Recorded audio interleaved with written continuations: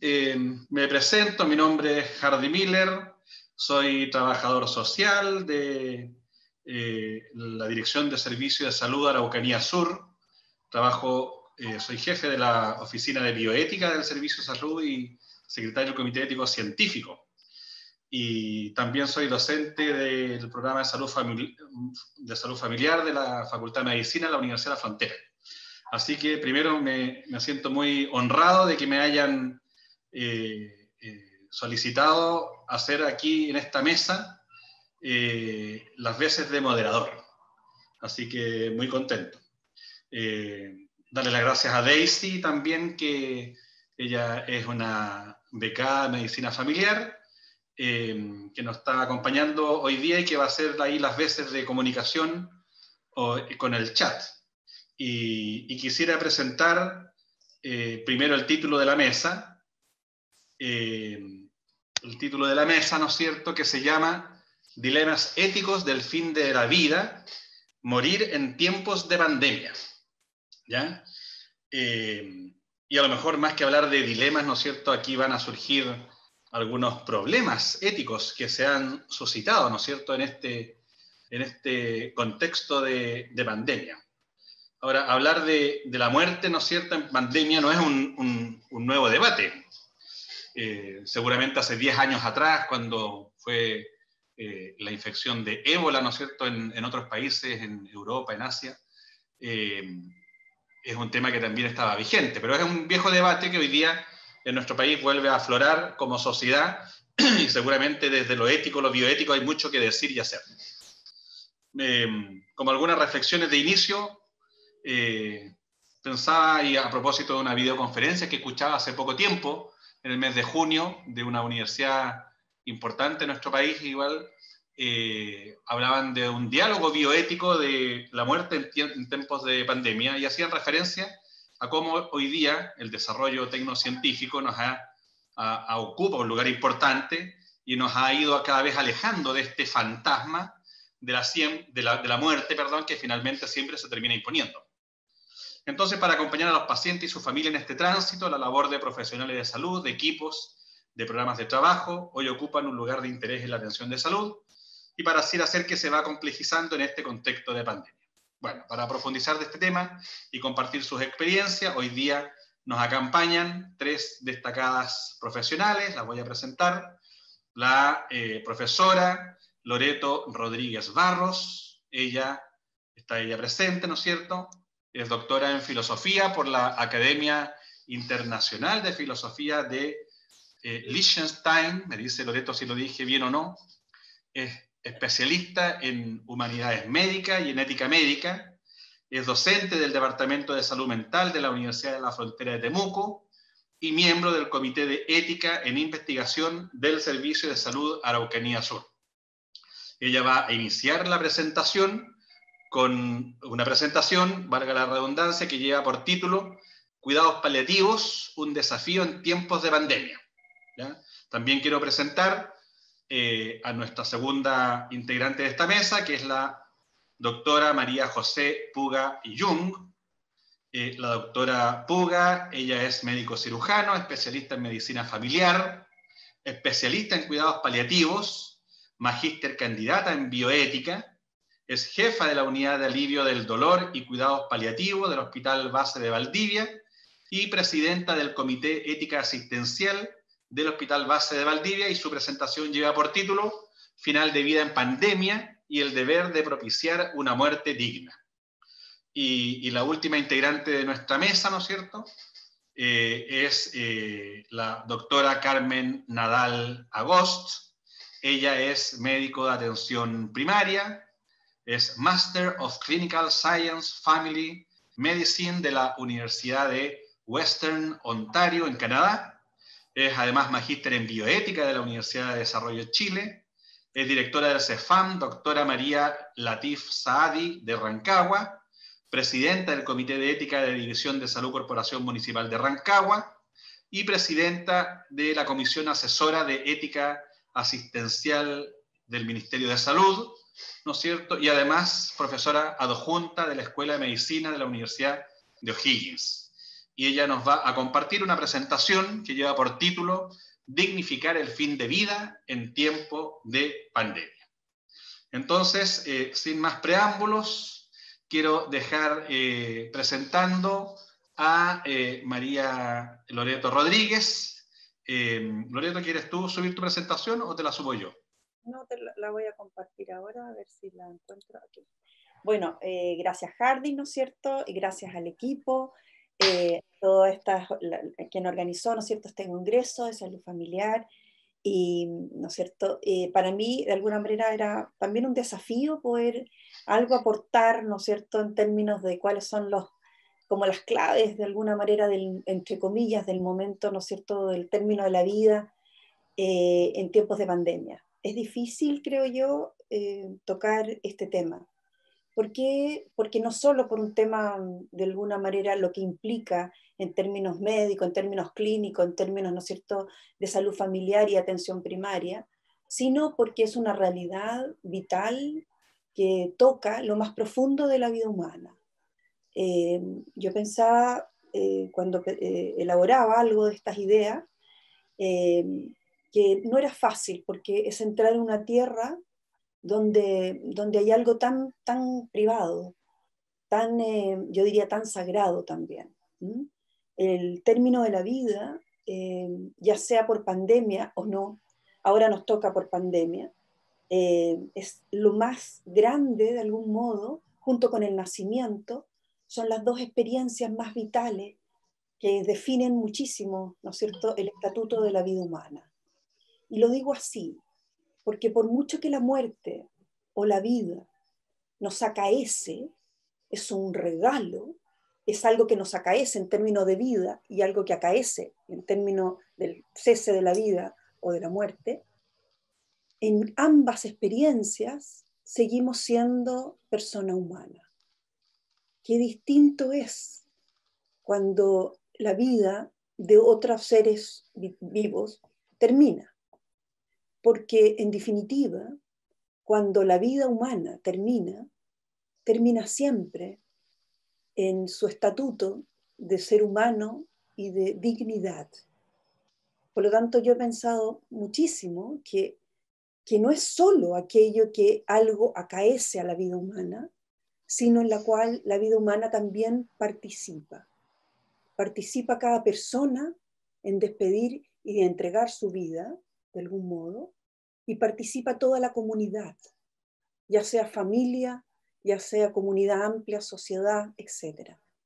Todos participamos y colaboramos y compartimos esta experiencia vital de quien está dejando este mundo. Entonces, yo pensé que, bueno, un aporte que yo podría dar es desde los cuidados paliativos, ¿no es cierto? Pienso que hay mucho que hacer todavía en nuestro país, hay mucho que legislar, mucho que subrayar, que priorizar a la hora de hablar de cuidados paliativos. Lamentablemente todavía no tenemos una ley de cuidados paliativos y curiosamente se está discutiendo, ¿no es cierto?, en la Cámara proyectos posibles de eutanasia y suicidio asistido sin normar todavía lo que significan los cuidados paliativos. Por lo tanto, para mí es un desafío que hoy día yo quisiera compartir. ¿Por qué de alguna manera unir pandemia, muerte, fin de la vida y cuidados paliativos? Porque es una exigencia no solo, entre comillas, clínica, terapéutica, sino que es una exigencia ético-clínica, ético-médica.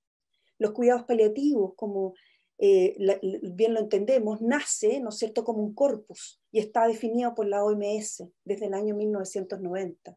Inclusive antes de eso hay otras iniciativas bien interesantes. Entonces, ¿qué se entiende por cuidados paliativos? Voy a ir rápido para no ir leyendo las transparencias, así que ustedes las van leyendo, yo de alguna manera voy ilustrando lo que está ahí.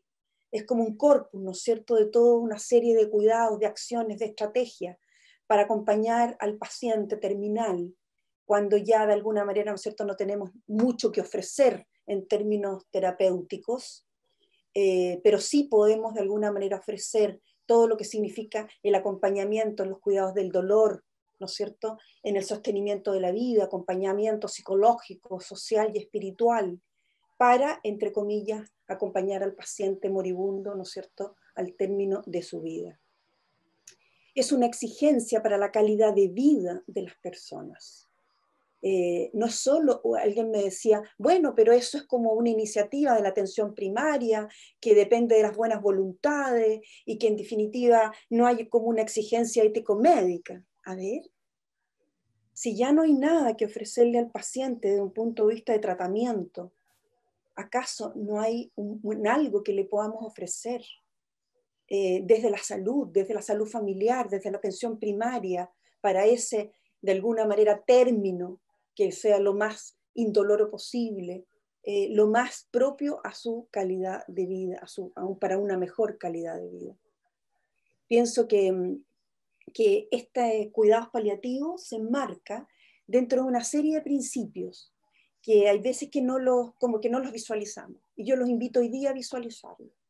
Esos principios, yo he pensado principios éticos y principios antropológicos. No es una estrategia sin más. Es una estrategia que obedece a una comprensión, a una cosmovisión de la vida humana, de la persona, del paciente terminal, del paciente moribundo. Y a su vez... Lleva 5 minutos, Loreto. Ya, gracias. Hay principios éticos que la acompañan. Así que vamos rápidamente revisando esos principios. El primer principio que pensé es el de la veracidad. Todo paciente tiene derecho a que de alguna manera le comuniquen, ¿no es cierto?, su estado de salud, su diagnóstico, su pronóstico, y en definitiva, ¿no es cierto?, lo que de alguna manera él tiene y su pronóstico. Por lo tanto, él puede participar en esas decisiones, ¿no es cierto?, terapéuticas y de alguna manera esas decisiones al final de la vida.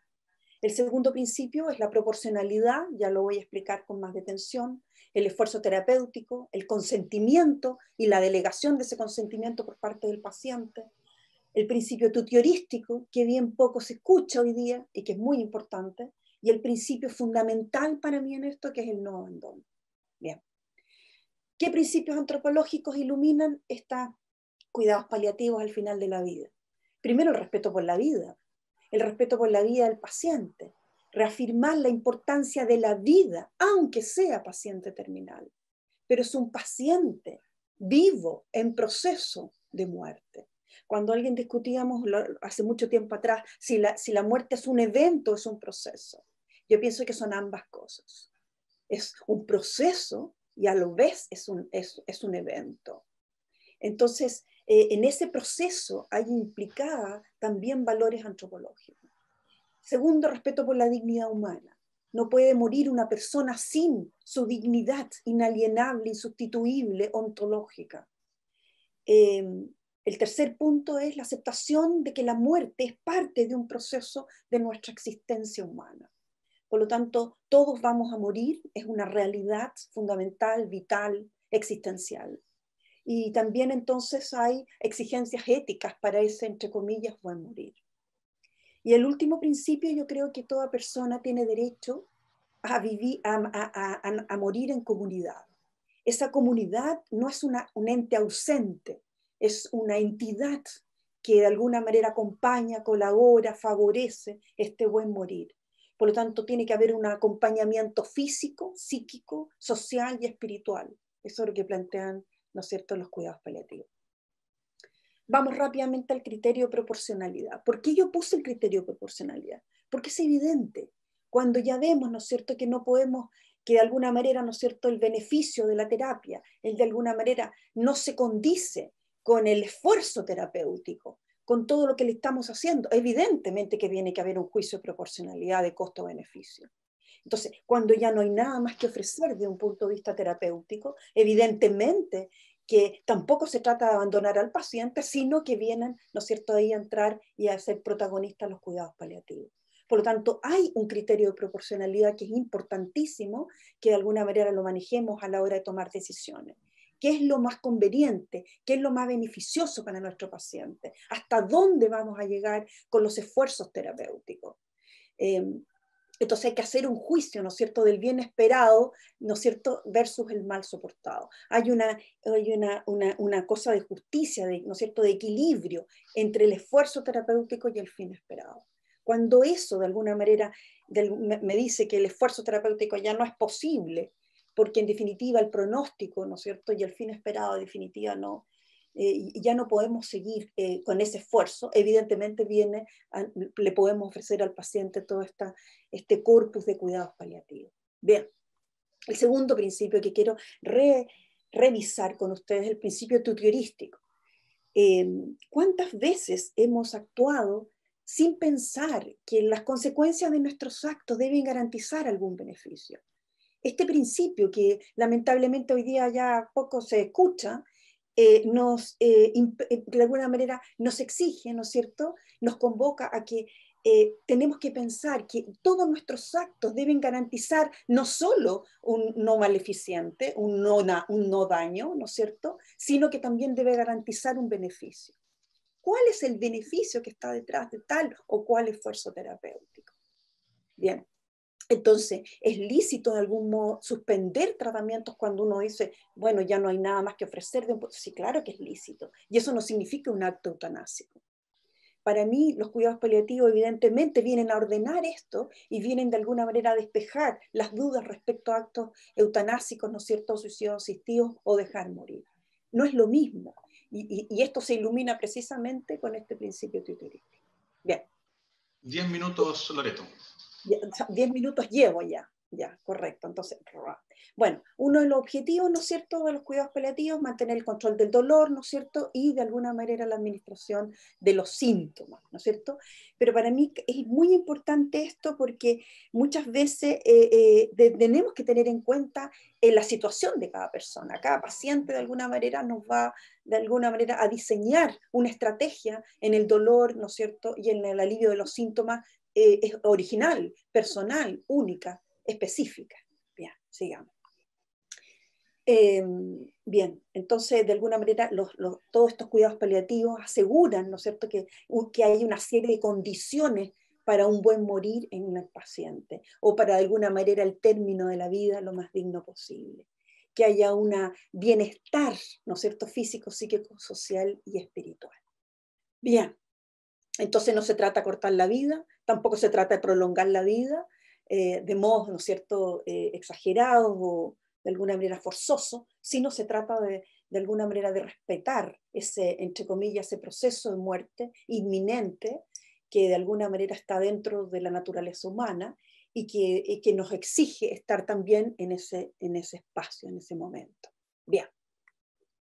Y hasta lo dije de alguna manera, entonces todos los cuidados paliativos integran una serie de acciones, no solo en lo físico, sino también en lo psicológico, en lo social, y sobre todo, pienso yo, en lo espiritual, porque eso da también una respuesta a que una visión de la persona humana, que la persona no es solo su patología, no es solo su biología, sino que es mucho más que todo eso. Bien.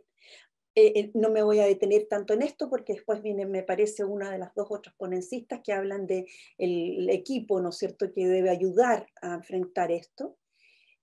Los síntomas al final de la vida, ¿no es cierto?, ustedes pueden dar mejor cuenta que yo de eso, son múltiples, multifactoriales, cambiantes, intensos, etcétera, etcétera. Y por supuesto hay un gran impacto en la familia, en el paciente y en el entorno.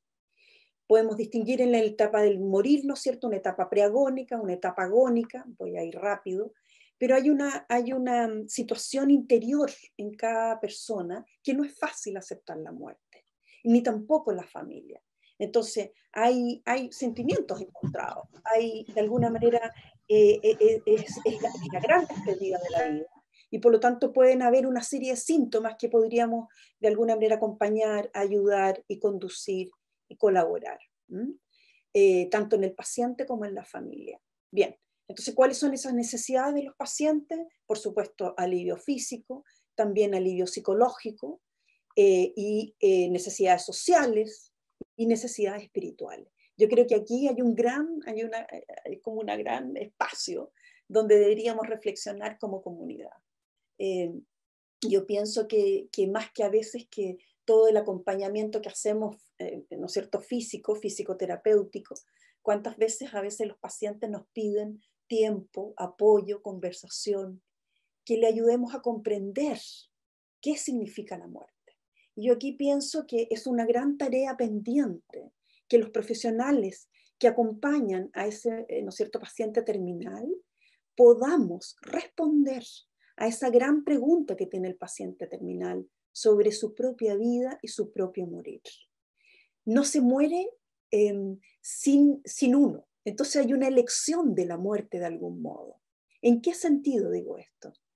En que puede que estemos en una enfermedad terminal, puede que eso de alguna manera nos lleve a la muerte, pero nos lleva porque decidimos para qué y por qué morir. En cada experiencia de la muerte hay un sentido que le podríamos ayudar a visualizar, a encontrar. ¿Cuántas veces uno ha tenido, ¿no es cierto?, familiares en las cuales ha tenido que acompañar este, entre comillas, momento, proceso de la muerte? Y cuánto, ¿no es cierto?, nos hemos podido dar cuenta que este paciente, por ejemplo, quiere ofrecer ese dolor, ese sufrimiento, quiere arreglar con alguien que tiene cuentas pendientes, quiere darle un sentido más humano y más digno a ese buen morir. Creo que esta es una tarea muy interesante y muy pendiente en nuestro país. Bueno, por lo tanto se exige, ¿no es cierto?, un equipo interdisciplinario y de alguna manera incorporar a todos estos asistentes espirituales en ese momento y en esa despedida de la vida. Bien, todo esto de alguna manera, ¿no es cierto?, tiene como el gran objetivo de mejorar la calidad de vida de nuestro paciente y de alguna manera de recuperar esa autonomía. Que esa 15 minutos, autonomía Loreto. ya puede estar mermada, evidentemente, por su terminalidad, pero la autonomía no es solo una capacidad cognitiva. La autonomía también es esa posibilidad que el paciente, cuando estuvo de alguna manera con mayor conciencia, pudo delegar sus decisiones últimas en algún familiar. Eso también es recuperar la calidad de vida. Reconocer que el paciente puede participar con mayor conciencia o con menor conciencia de su propio término de la vida. Y por lo tanto puede participar en las decisiones, ¿no es cierto?, últimas de los esfuerzos terapéuticos. Bien, entonces, de algún modo, ¿no es cierto?, esto yo lo que yo quería subrayar, que el cuidado paliativo de algún modo tiende a recuperar esa capacidad de la autodeterminación de cada paciente en situación de terminalidad, reconociendo sus derechos, ¿no es cierto?, participar en las decisiones, como ya bien dije, en los últimos tratamientos, etcétera, etcétera. Bien, terminando, voy a referirme 3 minutos al principio de veracidad. Todo paciente tiene derecho a conocer la verdad de su estado, de su salud.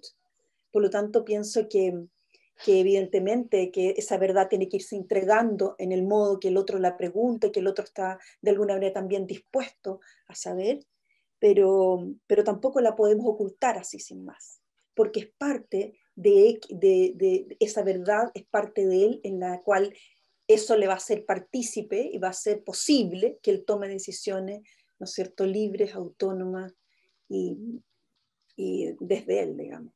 Bien.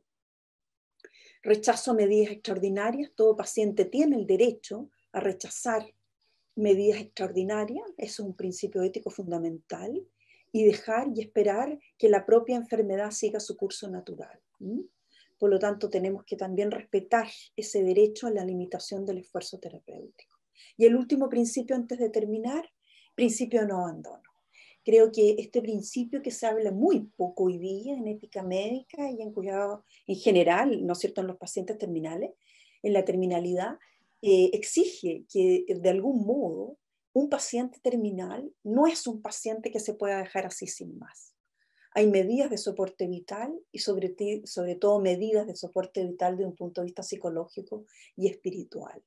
Hay un deber de no abandonar a nuestros pacientes, ¿no es cierto?, moribundos. Y por lo tanto hay una dignidad en ese proceso de duelo, ya sea del propio paciente y de la familia.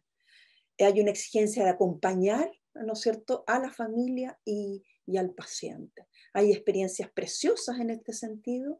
En los países más desarrollados me tocó ver una en España muy interesante de una amiga, ¿no es cierto?, que su hermana estaba con un cáncer terminal y cómo el equipo de psicología, de psiquiatría, acompañó a la paciente y acompañó a toda la familia en este duelo que por supuesto que es doloroso porque es la entrega de un ser querido. Entonces, creo que hay una clave que tenemos que reafirmar, que es el mejor espacio, ¿no es cierto?, esta terminalidad, para que todos, ¿no es cierto?, los fines y valores de la medicina se pongan en juego al servicio del bien del paciente y de la familia. Eso yo podría aportar, ¿no es cierto?, en estos tiempos de dolor que ha traído la pandemia. Gracias. Muchas gracias, Loreto. Muchas gracias. Hartas preguntas se han ido presentando, así que las vamos a presentar al final de que estén las tres expositoras, ¿no es cierto? Y ahí vamos a hacer una conversación un poco más fluida, dinámica.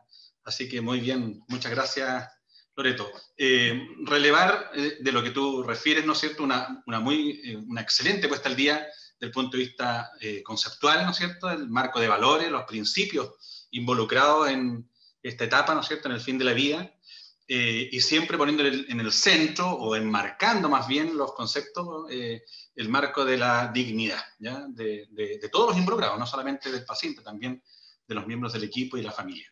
Así que muchas gracias, Loreto. Bueno,